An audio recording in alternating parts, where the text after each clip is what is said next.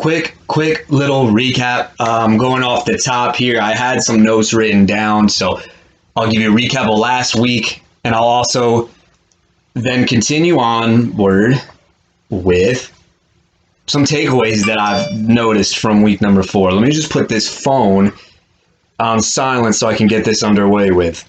Without further ado, ladies and gentlemen, coming into week 4, there were 3 undefeated teams left. And I think that all 3 of these teams coming into the week were definitely, you could make the case for top 3, but they were probably the top 4 teams coming into the week. But we honestly got the good, the bad, and the ugly. The good, Paul Percall is still undefeated and laid an absolute beat down on Johnny J. Fresh. I don't know what it was. I guess Johnny was so shocked to see that I put him as the number 1 ranked team, although I did say that I think David's will eventually take over that number 1 spot the way things are going with his team.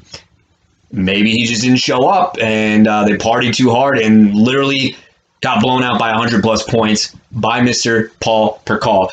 One thing that I've noticed about Paul Percall, for whatever reason, if you publicly humiliate Paul to the point where it gets him triggered, his team goes off. You poke the bear too many times, a ferocious beatdown occurred. One thing I noticed about Paul, if you ever feel like Paul seems a little overrated or it sucks, don't publicly mention it or make fun of him. I've seen this story a million times. Now, granted,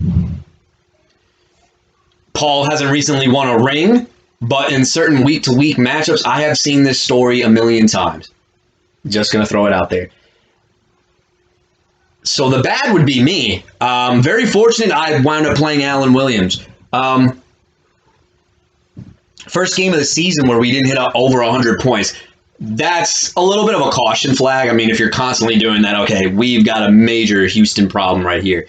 Yeah, just bad luck on the Allen side. I mean, the 1 week where my team doesn't show up, boom, that happens. And then we had some heartbreakers. We had my man David Sutton sweating out a Monday night victory with Mike Williams not showing up, man. Yikes. Got away with a victory. He moves to 3-1. Hard loss as Patrick falls to 1-3. And the same weird victory. Harsh somehow pulled it out with Peyton Barber getting hurt, but the Chargers defense held its own. They were able to get Harsh the W by 1 fucking point. And probably a decimal in there somewhere along the line. David Cryer, we know his team is hurting. It looks like they're getting healthier. Bmagic might be the quietest 3-1 team that nobody's really talking about, and the team is starting to, raise my attention a little bit with some of the guys that he has as well. As far as benches, is that the team is starting to look like it's rounding into form. I think week 1 and 2 we weren't so pleased with it, but quietly the last 2 weeks this team's starting to pick up some steam. I'm missing one matchup. I apologize. Or did I cover everyone? Oh, last matchup. I called this one kind of the panic bowl because both teams really needed a win. They needed to show something. And Andre Jones hit 161.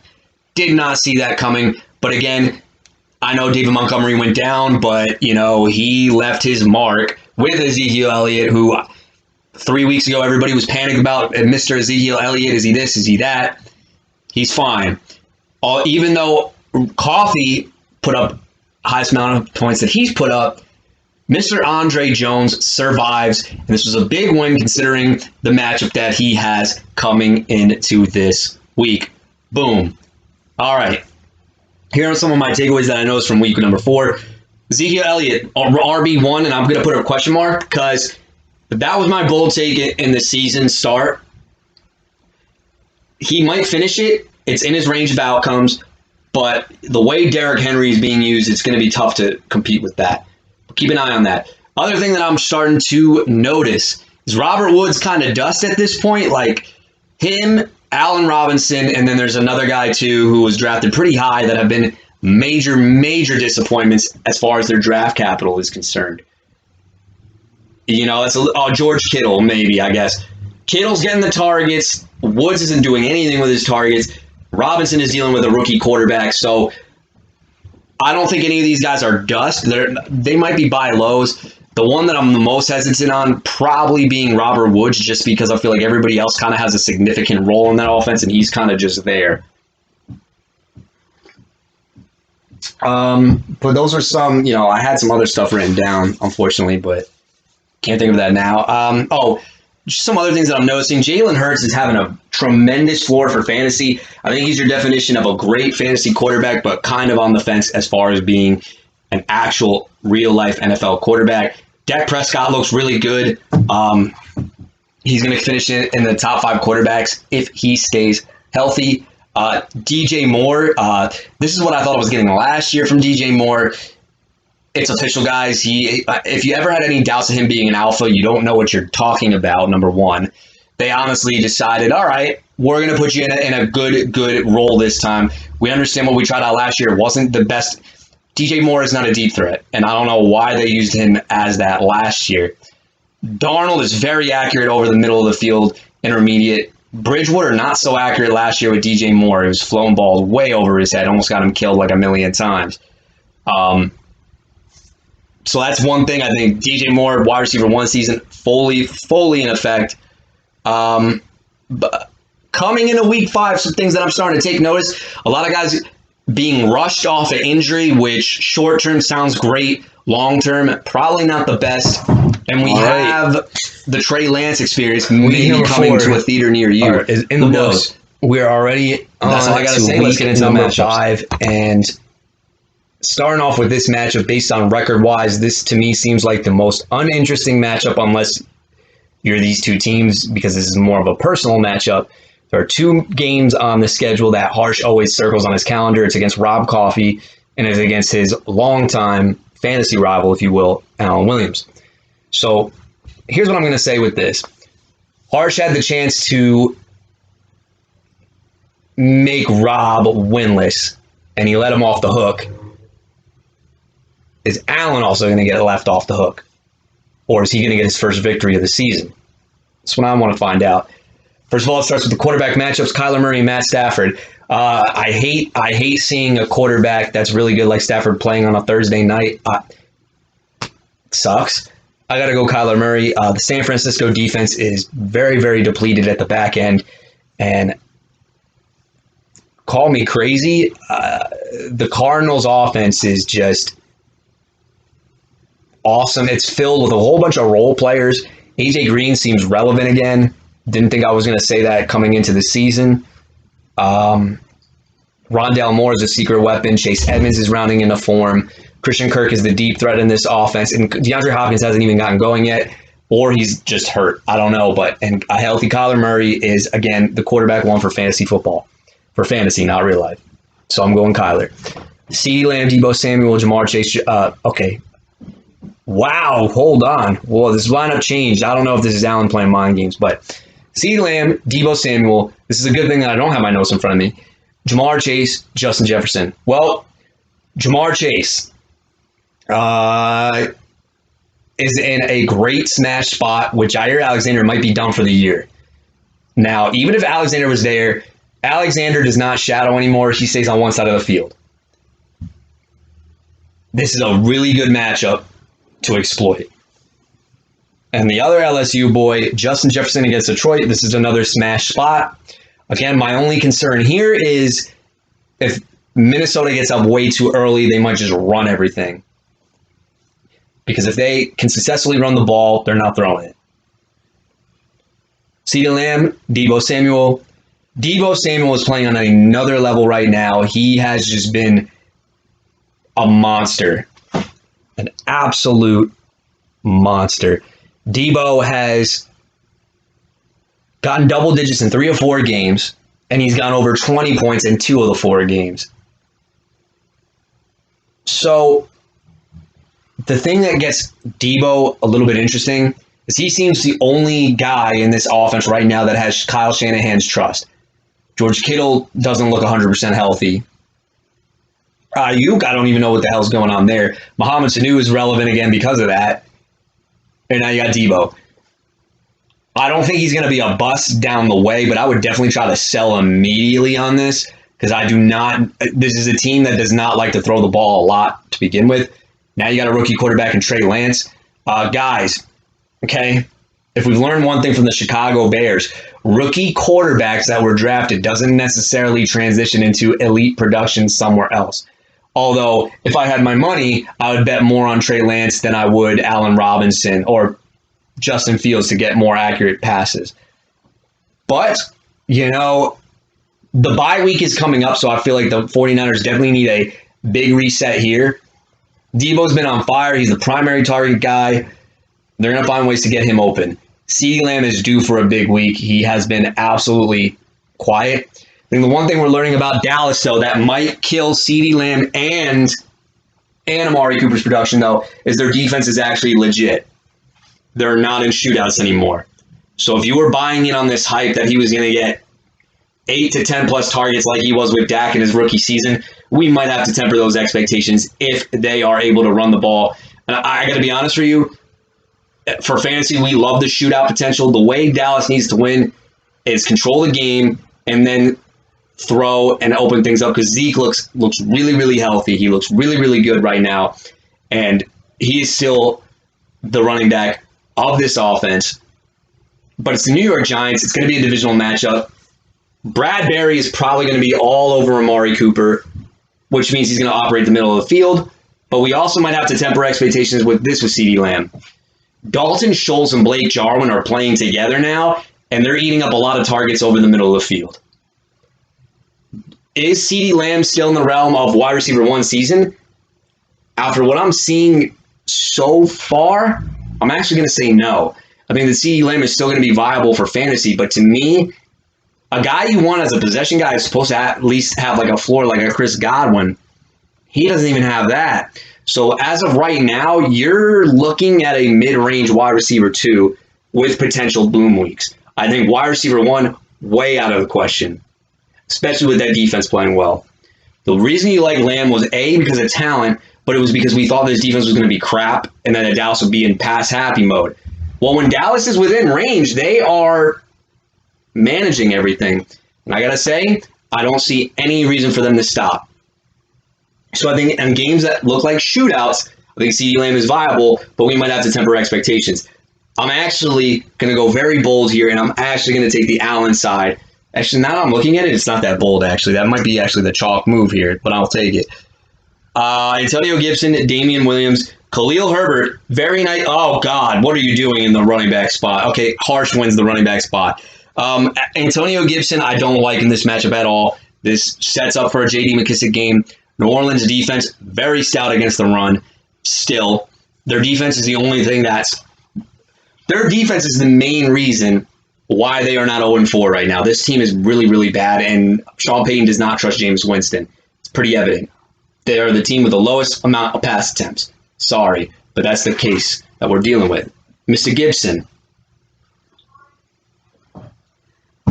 Speaking of guys we thought were going to get into the elite tier, he's not in it anymore. I think that Antonio Gibson is a great talent, but J.D. McKissic seems to be a legit thing. He's not going away, unfortunately. It sucks if you bought in on Antonio Gibson, but I think Antonio Gibson is more closer to the DeAndre Swift range in reality than he actually is closer to that Aaron Jones, Austin Eckler tier. Antonio Gibson, to me, is starting to shape up as a boomer bust RB2. Or you could say, I can't say low end one, because a low end one is a guy who's getting a shit ton of touches, but it's not really breaking off anything. That McKissic involvement alone, he's one of my duds this week. Damian Williams, okay, for the time being, you have an RB2 that might save your season. I said this last week, with no running back touches, it's going to be hard to trust this team when they don't have a running back that's useful, because if you're already punting the tight end, you can't really punt the RB2. It's the way I see it. With that being said,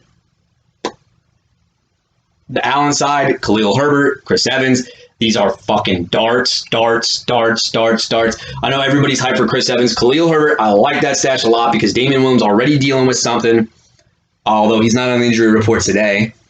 Herbert, great stash. I actually had him as my third waiver claim. I did not expect to get both Devontae Parker and Jamison Crowder, so I like that stash a lot. Damian Williams is the farthest thing from durable. My only concern is Herbert might be like a mid-range RB2 at best if he gets the job, because this is a Bears offense that's really pathetic. I know Justin Fields is starting. Maybe the rush attempts go up, but I don't even feel that confident about it. Thank you very much. Oh, God. Zach Ertz is rostered now? Give me Kyle Pitts. So I'll take the Allen side on that. Devontae Smith, Adam Thielen, DeAndre Swift, Dalvin Cook. Love the DeAndre Swift and Dalvin Cook matchup here. Alan, if you want to move up on DeAndre Swift, hit up my line because I'm very interested. I love this matchup for both of them. Swift hasn't been that great on the ground, but he is doing all of his damage in the open field.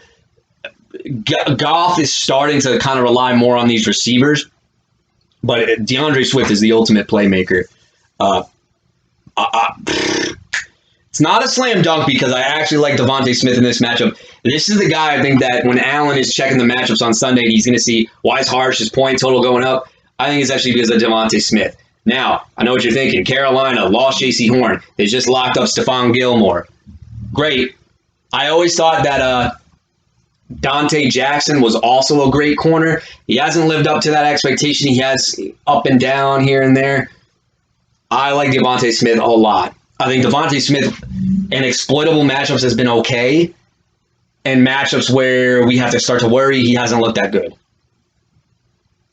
Adam Thielen, is he going to get a touchdown? Probably, but he's only going to get like 40 yards.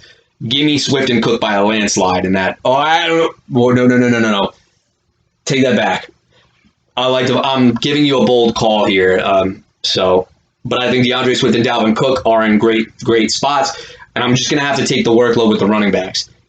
But give me the Chargers D way over the Washington D, even though Jameis Winston. Yeah, you know what? No, not even. I think Harsh wins the defensive battle. When it comes down to it, if Harsh needs to get the other win, Kyler Murray has to be on his A game because there are a lot of explosive players on this Allen side.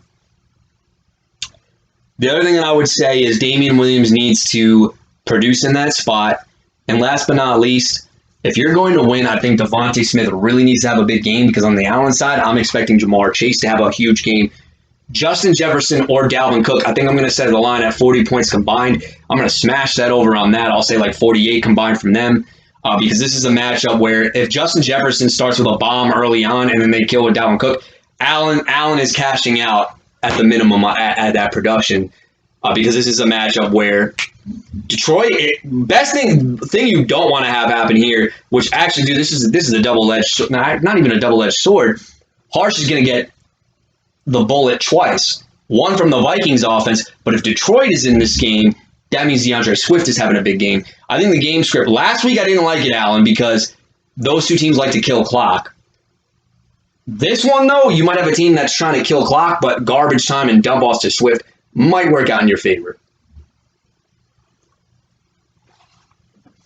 But Allen's team, again, I know he's 0-4.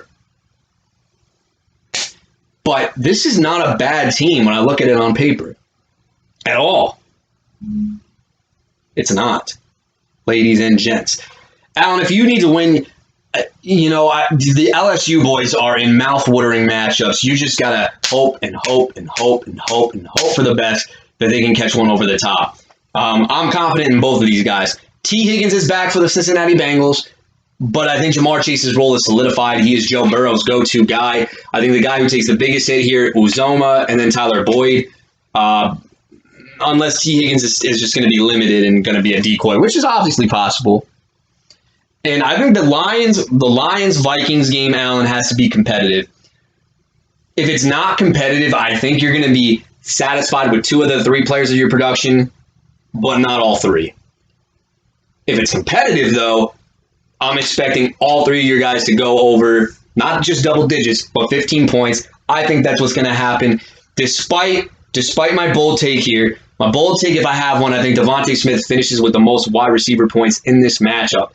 That's a bold take, but I think it might happen.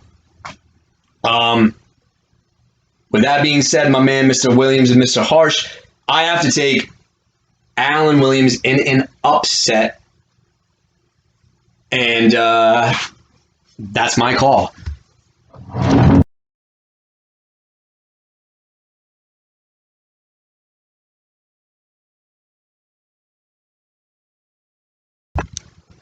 Next matchup I want to call, there's a similar theme of both teams, and that is the theme of heartbreak. Gentlemen, you two were in heartbreaking losses that came down to Monday night. What we talked about, Patrick, was Mike Williams couldn't be involved, and he wasn't. Justin Herbert did just enough not to look his way, not to throw it to him in the end zone. The only thing that really effed you over in hindsight was Keenan Allen wasn't that much involved to get the job done. But it's pretty much like the animal was wounded and you let him go. And Alex, we talked about this. You have the Harsh curse, my man. And what a curse it was. A Deebo Samuel bolt. 2 BS Deebo Samuel touchdowns. Peyton Barber gets hurt. I don't even know why he was even starting in this game, to be quite honest with you. But the defense held its own. And the curse is for real, my friend. All right, boys, let's get into this matchup. Justin Herbert or Lamar Jackson? Give me Justin Herbert. No. Lies. Give me Lamar Jackson. I think Herbert has a flory type of a game. It's nothing spectacular. I'm going to say like 23 points. Lamar, this Colts team is absolutely atrocious. I think Lamar goes over his projection. I'll say 30. And I'm not big on Lamar, as you know. DeAndre, Keenan Allen, Devontae Adams, Marvin Jones. Okay, Devontae Adams in a smash spot against the Cincinnati Bengals. This game is looking like a shootout, and that could go very, very well for Devontae Adams. I think fire up your Bengals, fire up your Packers, especially this might not be a game where Aaron Jones is going to get his. Let's not be idiots here. I personally believe that what I think is going to happen in this game is that Cincinnati is going to put on some fireworks because Jair Alexander's not there, and then you got one of the Smith brothers is out still, I think. Don't quote me on that, but Hopkins and Keenan Allen. If there's one matchup Keenan Allen should get going in, it's this one because Denzel Ward's going to be all over Mike Williams. DeAndre Hopkins, we need to really start panicking a little bit with Mr. Hopkins. He has not looked that good. Kyler's not looking his way. Best news you have for DeAndre Hopkins, San Francisco. DeAndre Hopkins was a target hog last year. I think much to do because they didn't have a slot receiver, and Christian Kirk does one thing well, and that's go deep down the field. Kyler fell in love with him all last year. Now this offense, AJ Green is back from the dead somehow. I don't know if he's hurt, but this is not what you're getting at a second-round production. And I don't want to forget about our friend Marvin Jones. Well, bottom line is this. No DJ Chark means that Marvin Jones might have to be the go-to guy for Trevor Lawrence. And if you saw my Jets last week, what Corey Davis did to that secondary, Marvin Jones is probably going to get a touchdown as well, my friend. Give me the Alex Matika side. Derrick Henry, the king. Unbelievable after week 1, people were starting to write this guy off. I was a little concerned, and guess what? For everybody who loved Arthur Smith, the guy never threw Derrick Henry the ball, and now they're throwing Derrick Henry passes. Derrick Henry, I think, by default is going to finish as a running back 1 if this workload continues. Chase Edmonds or Saquon Barkley and Miles Sanders, I'm going to go simply because Derrick Henry's against Jacksonville. The receivers are not healthy. I think they're rushing them back because they saw what happened in the Jets game, and they're like, look, I need some decoys on the outside because Derrick Henry is touching the ball way too many times. Although I do not like Miles Sanders. His projections have gone way down. Barkley has looked very good, I'll admit. I still think you should sell, though, because I don't trust him long term. But Chase Edmonds he does just enough.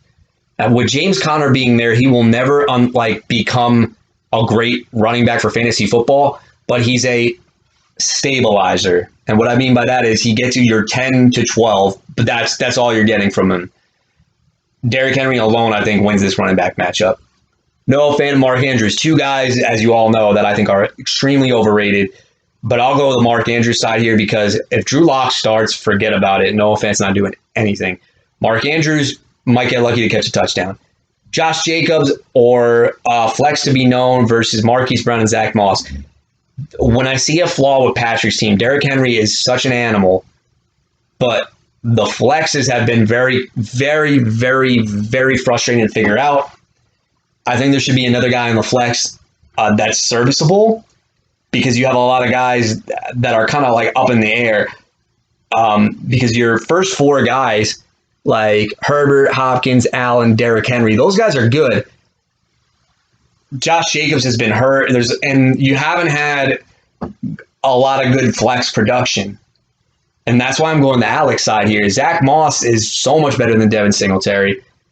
He's against the Kansas City Chiefs. He's even getting red zone looks, albeit they're in garbage time. But Marquise Brown, can't believe I'm saying this. This guy should have double digits in every single game. We're looking at a post-hype breakout. The guy was absolutely atrocious last year. And aside from the Lions game, he has actually been a very good surprise. Again, I want to say this is why I don't like Lamar as a passer. If Marquise Brown is doing anything, it's because all Lamar really can do well is float a freaking ball. That's about it. And this Colts team is really, really bad. Alex, I know I'm very critical of your Baltimore Ravens stack. This is a game where it could get out of hand. Alex, sorry that the curse is going up against you. I think it comes down to me on this one. Curse aside, the lineups look competitive. I think the biggest X factor here is if Patrick is to beat Alex, Patrick has a significant advantage in the running back matchup, kind of like. But if Barkley can be healthy, I think Alex kind of wins huge in this matchup. Things that I'm a little concerned about with the Patrick side, Justin Herbert's matchup against Cleveland, I honestly would hate it if my team went against the Cleveland Browns. They are a team that milks the clock. That's all they love to do. But the other thing that I'm really concerned about with Patrick's team, because if Herbert is not going to do well, Keenan Allen might do okay. Hopkins is MIA. I mean, he's not DeAndre Hopkins. You're getting like some other Joe Schmo production here. It's nice to see Josh Jacobs back, and this might be a good matchup, but I think the thing that's really hurting this team a lot is the lack of flex production. And I think Alex has actually found a lot of interesting guys that you can plug and play in flexes. And that's just my take. I think that Alex wins if Barkley can be Saquon Barkley and it negates whatever Derrick Henry does. That's the only recipe for success. Because I expect everybody else on Alex's team to absolutely smash. If it doesn't, we know for a fact it's because of the curse. Because I love every single matchup. Even when Patrick is listening to this, and now he's kind of getting nervous as I'm talking. Alex, they have him as a 132 projected team. His worst matchup, if I honestly had to pick a worst matchup, it's Zach Moss against Kansas City. Kansas City sucks. I think I'm going to even go even more bold here. I think Alex puts up his best performance of the season. I think I'll even go as far to say over one. No, that's just really putting a dark cloud over your head on that one. I'm just going to say this. I'm not going to set a number. You're going to score the most amount of points you've had all season. But again, I think when we look down to it, I think Patrick's team did very well until I look at the flexes. And not having that last flex, I think is really going to do him in this matchup. That's my take.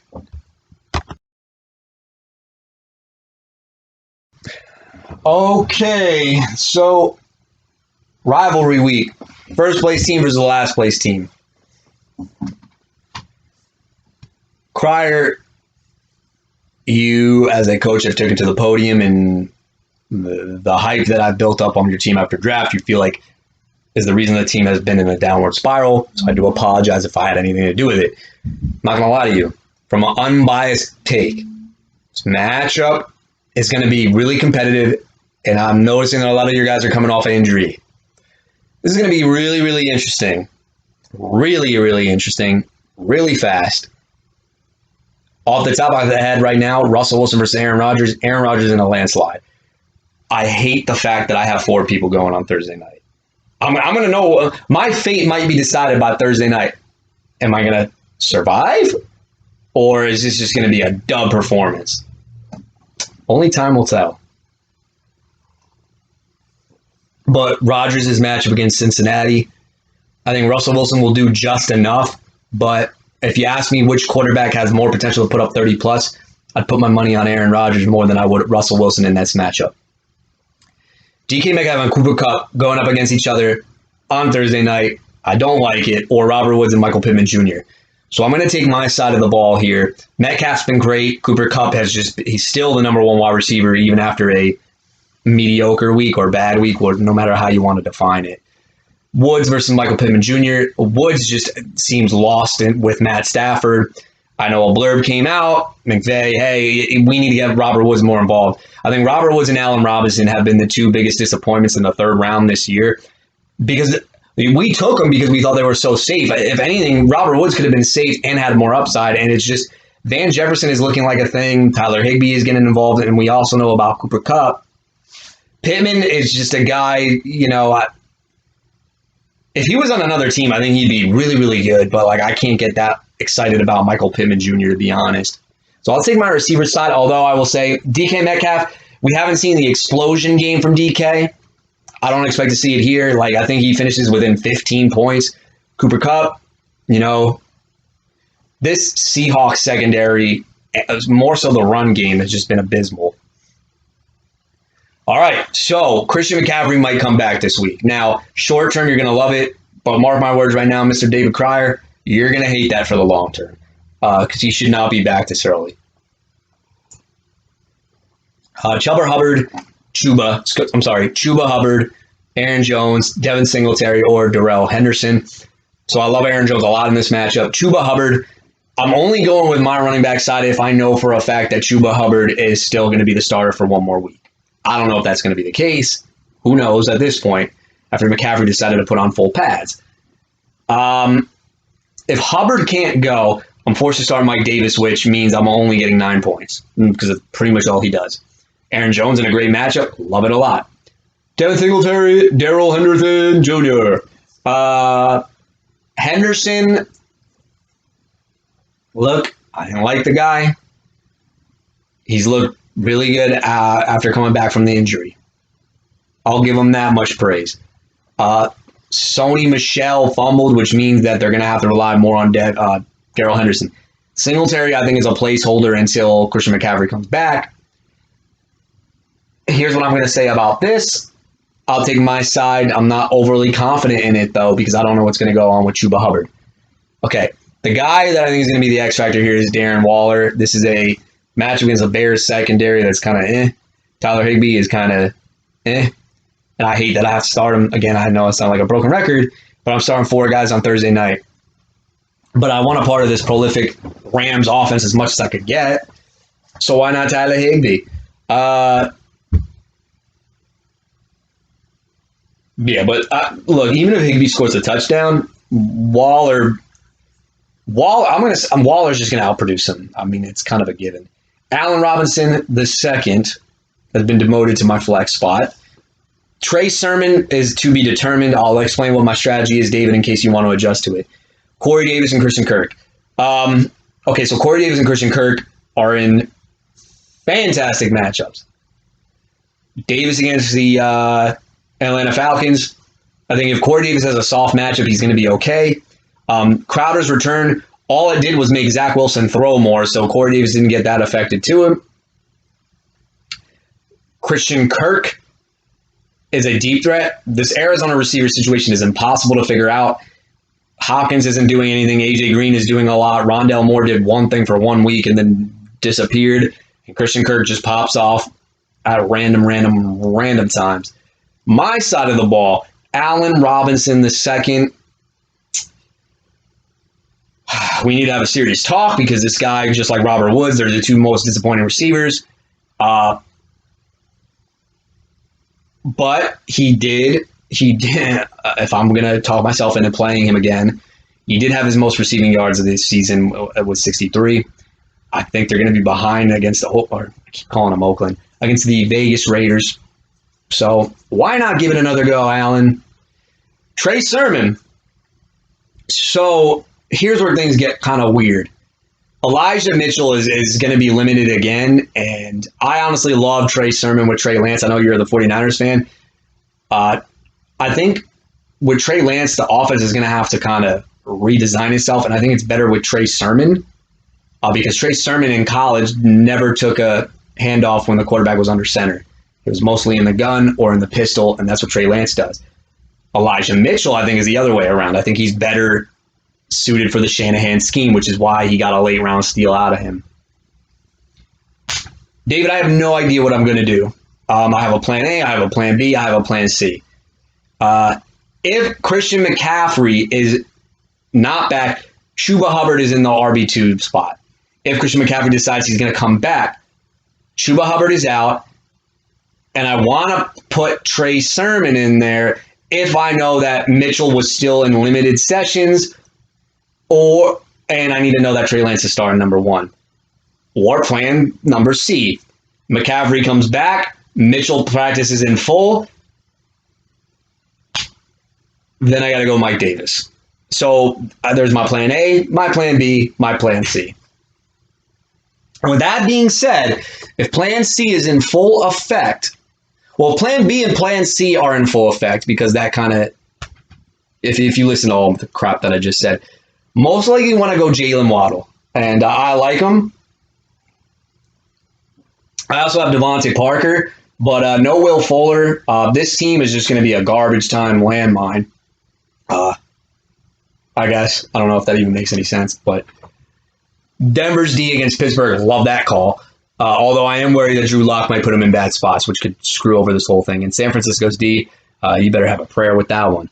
Okay, so as it stands, without Christian McCaffrey, your keys to victory would have to be Aaron Rodgers needs to air it out more and explode, and Aaron Jones kind of has to be like a secondary piece to the offense against the Cincinnati Bengals.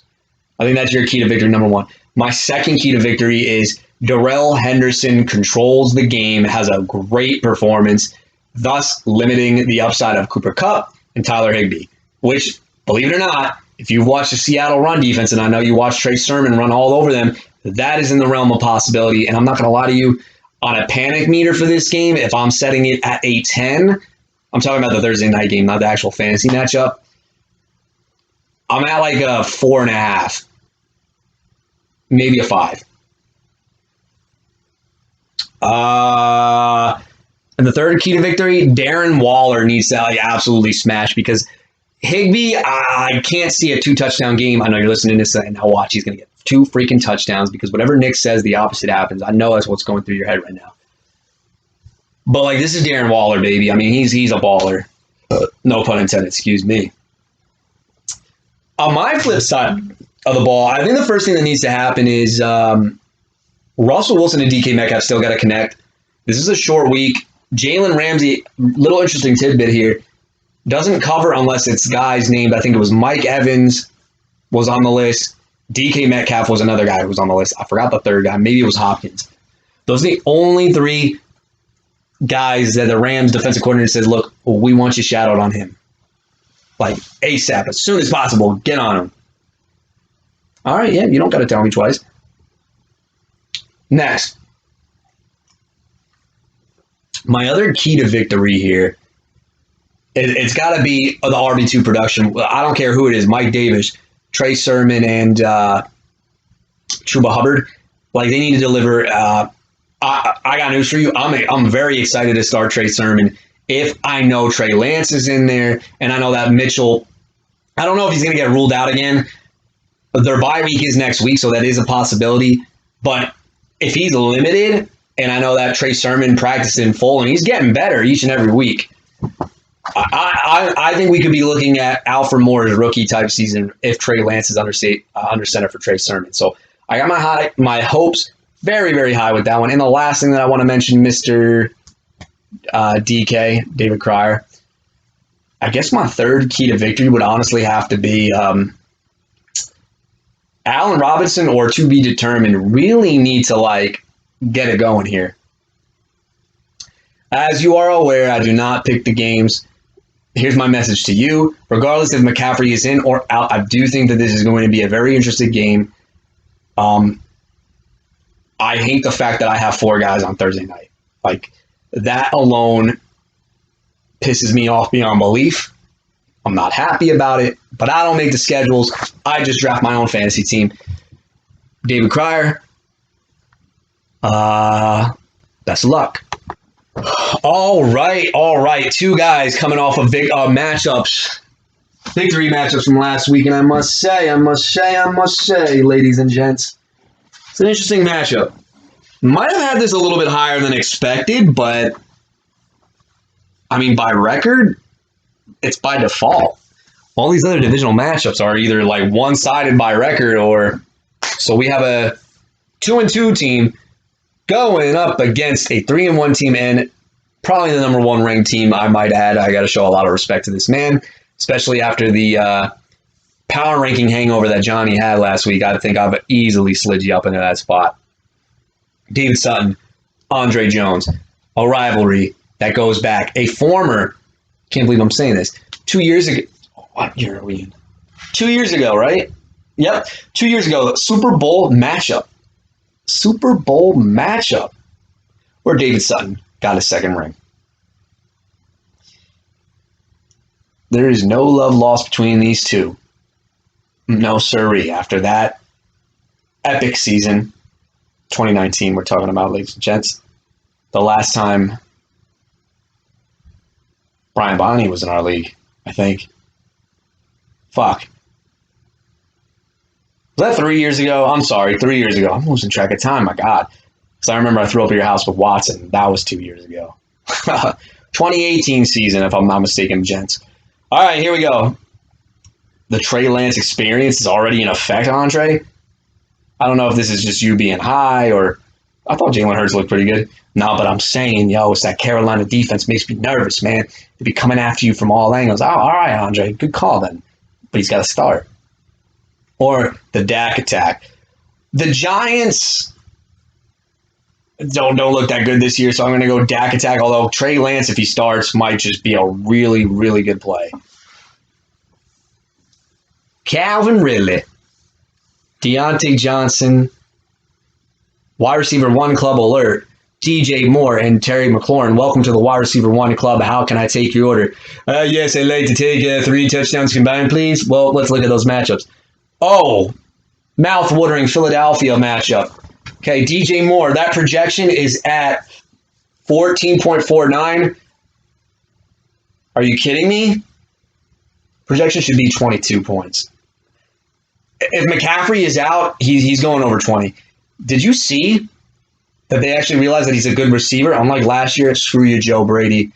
You made me betray one of my favorite receivers in the NFL because you didn't know how to use him in the first year. Screw you, Matt Rule, asshole. Anyway, listen.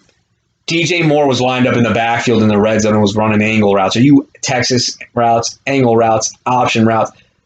Are you out of your freaking mind? This guy's going to finish top 5. If this is the usage he's going to get, he's going to finish top 5. What a stud. What an alpha.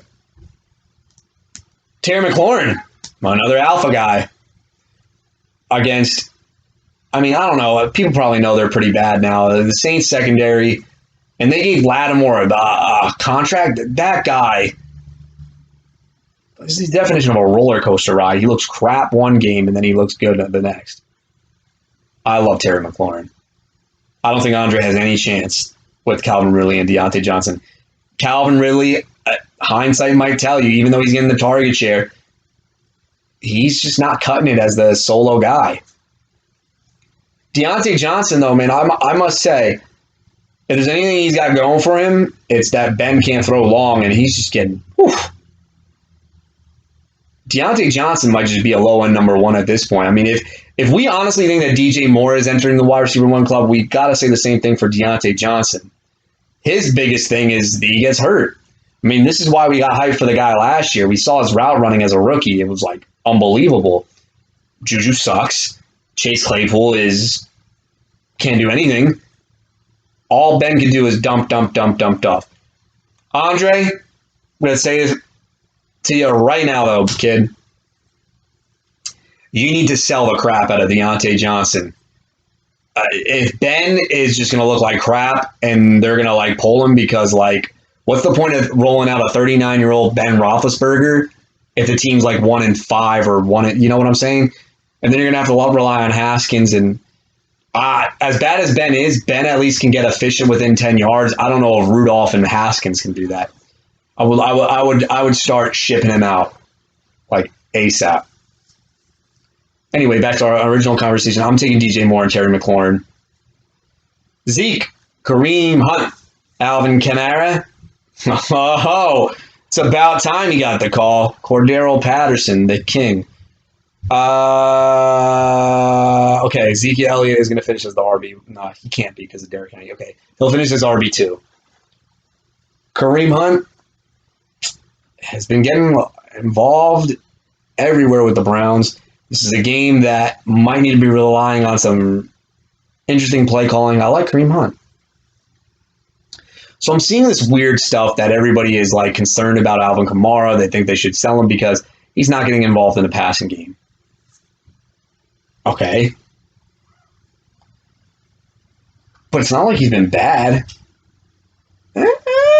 Oh, wait a minute. I take that back. He hasn't been RB. You know what? This is like his sophomore year, where it was like he was just getting floor. And they gotta know that he's a playmaker and that they have to throw him the ball. Washington can stop the run. Not very good against the pass. So, am I really gonna? Oh, I can't skip over the RB. Is he RB3? I don't even know what he is. Cordell Patterson. Okay. David, I know what you're thinking because Joe Mixon is out. You're going to be like, I'm forced to start this guy, and the one time I'm going to start him, he's not going to do anything. You're absolutely right. I mean, if this guy's name wasn't Cordell Patterson and he was like some unknown guy that the Falcons had, I'm pretty sure Harsh would have given you like Deebo Samuel and CeeDee Lamb for him. Fact of the matter is this. Even though he had the 3 touchdowns, he's being sparingly used, but he just seems to be scoring on every freaking touch that he's getting. Interesting stat. He only played on 12 running back snaps throughout the whole game. Mike Davis is still commanding the most of the opportunity in this offense. I will say against the Jets, though, if you want to beat them, a guy like Cordell Patterson is probably your best answer, not Mike Davis. Jets are very good against the run. But Cordell Patterson, gets used in ways that you haven't seen before or that teams aren't expecting. So he gives you a floor, and right now he's a cheat code, but he's not getting like consistent volume. I think the biggest cheat code we ever had, was Ty Montgomery. That was freaking awesome that one year because he was a wide receiver, and then you could put him in, or you could have a running back in your wide receiver slot. And I had him that year, and I lost to fucking Max. Anyway, sorry to go off topic. But that's what it kind of reminds me of a little bit, but he's not getting a lot of volume, which means we know it's going to come crashing down. The thing is, he's Cordell Patterson, so you can't sell him, obviously. I don't know anybody who's buying into this, but I know David is probably like, God damn it, I got to start him, and he's not going to do anything. Give me the Andre side and Ezekiel Elliott and Kareem Hunt. Andre, a very aggressive bid on Dawson Knox, and I got to say I kind of like it. Or TJ Hawkinson. Well, Dawson Knox has been good, but I like TJ Hawk. Antonio Brown. Ooh. Look at this call. Ramondre Stevenson. Do you not have another flag? Oh, okay. Brandon Cooks for Mike Williams. I like AB a lot. Mr. Dre. I don't like Brandon Cooks, and I don't like Mike. No, I like Mike Williams now. Yeah. Yeah. Really, honestly, David, I like your team as number one, but I do think that aside from Dak, DJ Moore, and Terry McLaurin, okay, Kamara, not too thrilled with your matchups there over here. But Andre is starting Ramondre Stevenson, so I guess I got to take you. Brandon Cooks might be lucky for garbage time. Mike Williams, oh well. I know he gets Denzel Ward, but Denzel Ward's not exactly shut down all the time. And they know how to use Mike Williams now. I think they did something in the offseason, and he cut his hair, and now he's a good receiver. Carolina against Philly. LA at Seattle. Nice defensive match. I'll go Carolina. All right, my decision has been... No, it hasn't. Okay. So Andre, I think, has the better floor for some of these guys. Maybe. I don't even know. This is a tough matchup to call, but Andre, because David Montgomery went down, his flex has become very, very hard to trust. And I think even though David has put up a lot of points, he might still put up a lot here. I think this is going to be a competitive matchup.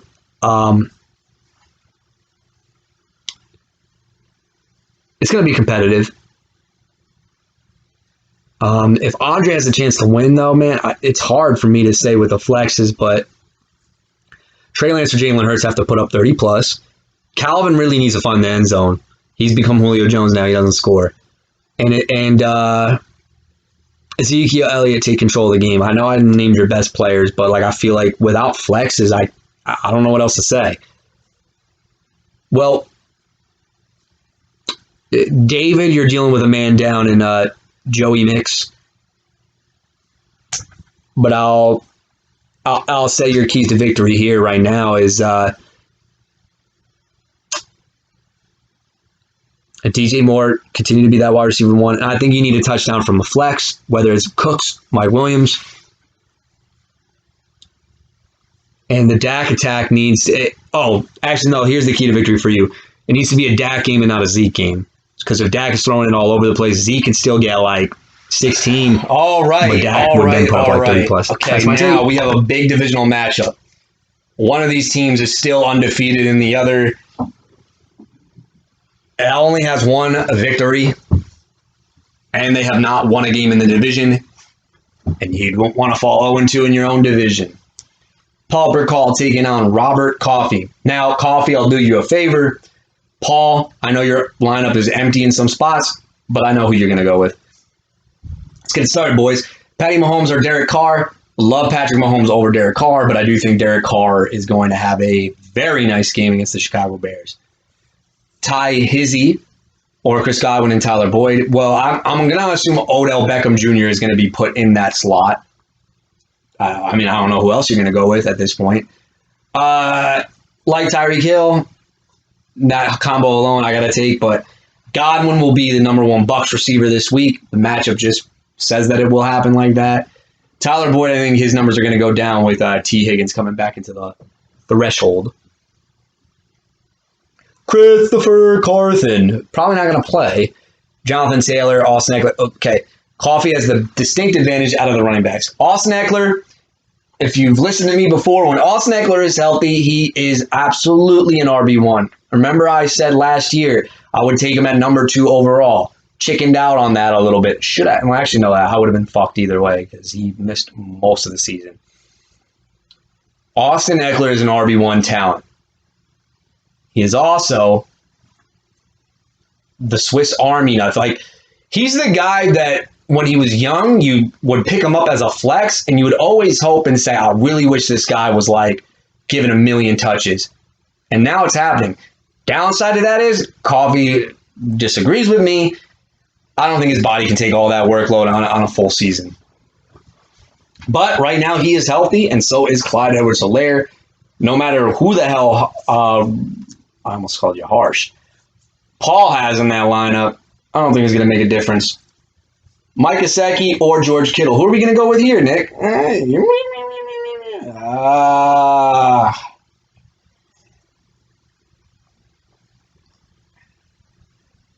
God, George Kittle's been such a disappointment. Again, why you don't take tight ends early. Gesicki's heating up. No Will Fuller. I got to take George Kittle, though. Okay, flexes are to be determined with Paul. So I'm just going to go through his whole bench. This is the way it's going to be, Paul, if you're not going to put him in there.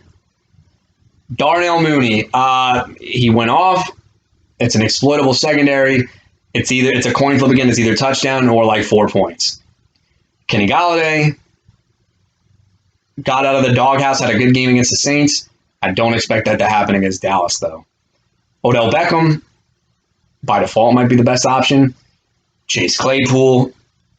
Can you really trust him with Deontay Johnson and Ben throwing the ball? I don't think so. Nelson Aguilar, no thank you. J.D. McKissick a little bit sneaky in the matchup, but like if you're starting J.D. McKissick, you're at most getting like 15 points. Henry Ruggs, another coin flip guy. Paul, you love rostering these coin flip guys.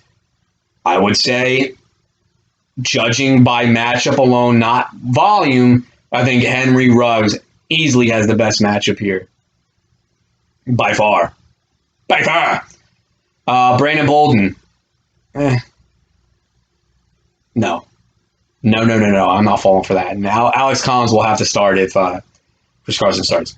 Well, that leads me to Rob Coffey, Jacoby Myers, and Jamal Williams. Well, Jamal Williams has done his best RB3 impression of the season. But again, like, this is kind of what he was in the Packers, if I'm being completely honest.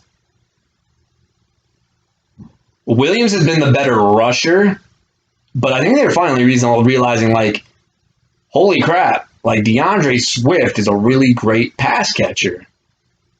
So you're seeing Swift get more involved, which I think makes Jamal Williams' floor really bad, unless he gets the start nod. Really not. I mean, I'm pro Swift in this matchup for this week. Not so much Jamal. Jacoby Myers. Okay, this is the guy. Last week you saw the guy and you said, you know what? This is the guy I thought I was getting. Consistency. Here's my problem, though. This is a game against the Houston Texans where I don't think they're going to have to rely to throwing the ball that much. I would temper expectations of Jacoby Myers. Well, I can't really pick a flex, but I guess I gotta have to go by default, Paul, and pick Coffey. Yeah, that's what I wanted you to do. Now I'm gonna win. Okay, Paul, congrats. Tampa or New England? I gotta go New England, even though Tampa's in a great spot. But I mean, Davis Mills against New England. Yeah, I don't want any part of that situation. Thank you, Harsh. It's gonna be hard for me to call a winner because I don't know who Paul has in. So. Paul, bottom line is this. Jonathan Taylor needs to carry your running backs because I think Alex Collins is going to start and he's going to look like crap. So Jonathan Taylor needs a vintage game. On the Rob, I can't go to Rob's side yet. Mike Gesicki, George Kittle is vulnerable right now, so he's not an elite tight end. Mike Gesicki has looked a lot better than him in fantasy. Maybe you can get an advantage that way. Oh, and of course, Pat Mahomes and Tyreek Hill. I mean, they combined for over 80 points last week. Can we see the same thing happen again? I mean, I'm not saying it's going to happen, but it will. All right. We'll see. It's Buffalo. I mean, after all, they do have Tre'Davious White, who's having a bounce back of the season, I might add. I'm going to temper expectations here, Paul. I think if Tyreek Hill hits, it's going to be like a 17 to 20 point game, but you'll take it. Roberto. Okay. What did I talk to you about, Roberto? The team itself, in my personal opinion, the running backs, though, I will say, Rob, I never doubted Eckler. It's his health I'm doubting, not the talent. Clyde Edwards-Helaire has been a little bit of a surprise since week number 2. I already marked him down as a bust. Darrell Williams is still getting more involved than you would like to see, but he's getting a lot of touches. And he's re-entering. He can't be an RB1. but he's high in RB2 just because of the amount of touches that he's getting. Aside from the running backs, though, I don't see any guys that can win Rob's a week single-handedly. I thought Judy was going to be that guy, and then he got hurt. But Godwin is very floor dependent. Tyler Boyd, I can't say that anymore with T. Higgins. I just think that, and by the way, Bengals are actually one of the slower-paced teams. I don't know if it's because of matchups that they had, but Burrow's not dropping back as much as he used to. And with T. Higgins coming back, Boyd to me just becomes Juju Smith-Schuster. You know how I feel about that. This Rob team just does not have.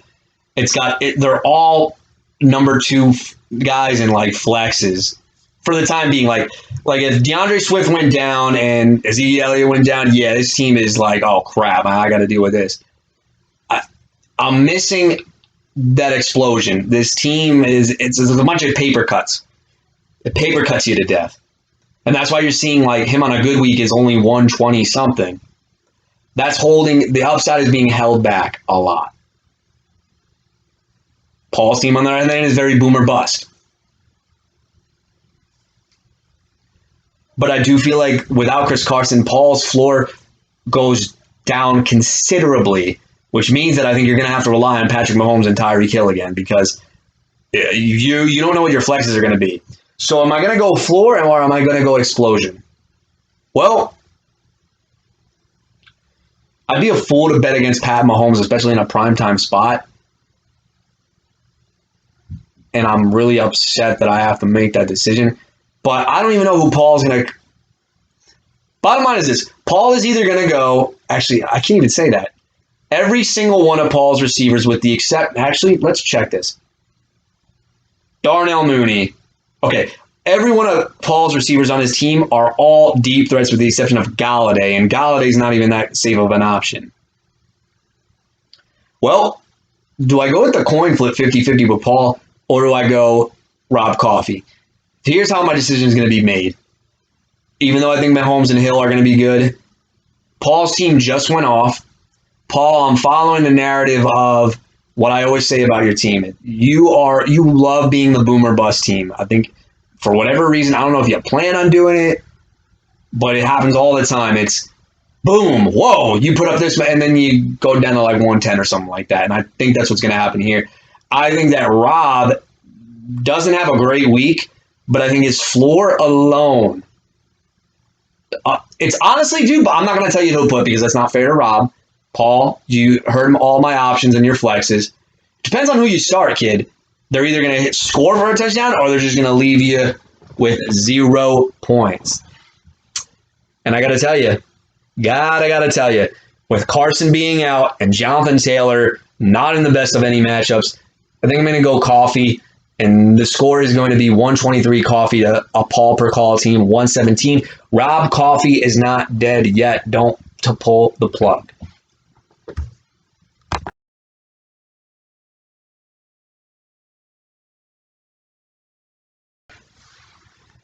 Two, 3-1 teams, got to be the matchup of the week. It's a rivalry week.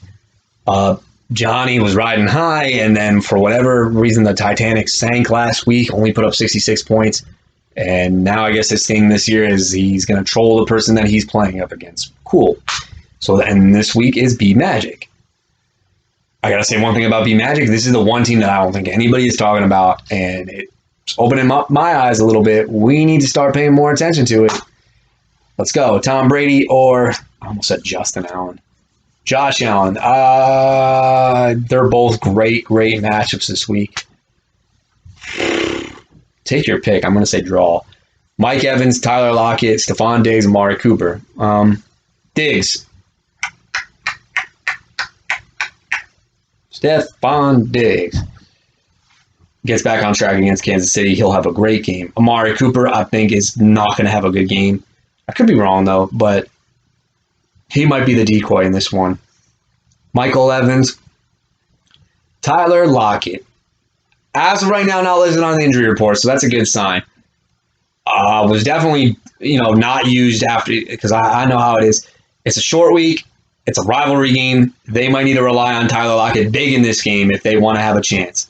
Mike Evans, Byron Jones or Xavier Howard, take your pick.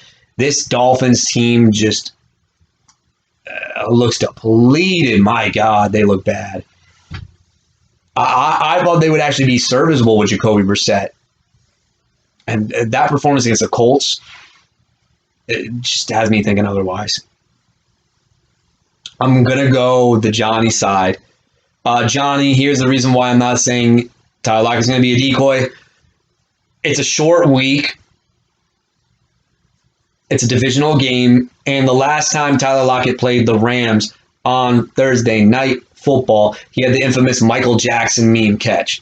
Tyler Lockett is a wide receiver 1 when he wants to become a wide receiver 1. They're going to have to rely on him a lot. Thank you very much. Najee Harris, Damian Harris, Nick Chubb, James Robinson. Najee Harris, give him his 15 to 16. Damian Harris is in a great matchup. Chubb and James Robinson. James Robinson is back to being relevant again. Nick Chubb against the Los Angeles Chargers. So now the Chubb haters are coming out because they're like, hey, this guy, if he's not getting any catches, which is really bad for fantasy. The games where he's not getting catches, and not scoring touchdowns, he's like 8 to 10. Like, he has great performances, but it doesn't translate to fantasy, which is why people are like, I'd rather just get Kareem Hunt. He's got the better floor. James Robinson, though, is giving you some hope. So you have that going for you. Give me the Johnny side. I think that the matchups are a lot better. Travis Kelce. I guess Dalton Schultz is now a thing. This is hilarious. Schultz last year, I remember I thought, this guy's going to never come back into being a starting tight end once Blake Jarwin comes back. And he looked good with Dak last year. I thought for sure that was only a 1-week thing. There was no way in hell I thought he was going to keep that up. But I guess with Jarwin still not being 100%, they both play at the same amount of snaps. Schultz, to me, I think is not a really good real-life player, but for whatever reason, he catches freaking touchdowns. And you know what the sad thing is? Him being good kind of is putting a dent in CeeDee Lamb's value and kind of Cooper in a way. Yeah. But give me Travis Kelce after all that. Julio and Cole Beasley. Well, Julio Jones is going to practice. I guess that's cool. AJ Green is back to being relevant. Leonard Fournette's got a great matchup, and Cole Beasley has a great matchup. Well, AJ Green has been so consistent the last 3 weeks. I think it stops here. If it doesn't, oh my God, are we kidding ourselves with 31-year-old AJ Green? He's either 31 or 32. Problem with the Cardinals, I guess they like everybody the same. They don't know. No guy is getting a lot of targets in this offense. Everybody's around 6 to 7 at the most. Julio, Cole Beasley. Yeah, I think those matchups are okay. I'm going to go to the Johnny side. New Orleans defense, I like that against Heineke. Heineke is a good fantasy quarterback, but he'll throw some picks. Dallas against the Giants, they're a legit defense too. We can't forget about that. All right, ladies, gentlemen, time for me to pick a winner. Even though this is the matchup of the week, look, Johnny had a really bad dud performance. 66, I did not think that was going to be in the range of outcomes. He can say whatever he wants. I didn't have Julio Jones, but Julio Jones is not going to make up the 100-plus points you left on the board. It's just a bad week. I think we have to chalk it up to, hey, listen, it was a bad week. We got to bounce back from it. Put our pedal to the metal. And I think this is a really good bounce back week spot. Bmagic, I hate going up against teams that I know are good and they had a dud week the week before because they're more than likely going to bounce back. Damian Harris is the right call for this week because it is against the Houston Texans. Bmagic, I think your team is shocking a lot of people. Some guys are panning out that nobody would have thought in a million years that it would work out. So I'm going to give you props there, but I like Johnny's matchups, a lot of them. So with that being said, I'm going to take Johnny. Bmagic, I like Allen. I like Diggs. I like James Robinson and Leonard Fournette. I'm not so sure about the other guys. And even if those guys go off, the only guy I really don't, I don't want to say I don't like him, but the guy I don't like in the matchup column is Julio Jones, only because I don't know if he's just going to be a decoy. Like I think the Titans are doing this stupid. Like him and AJ Green are already practicing again. Like get them healthy. Like you're against the freaking Jags. I understand you lost to the Jets, and maybe you don't think these guys can separate, but come on, give me a break. That's my thought.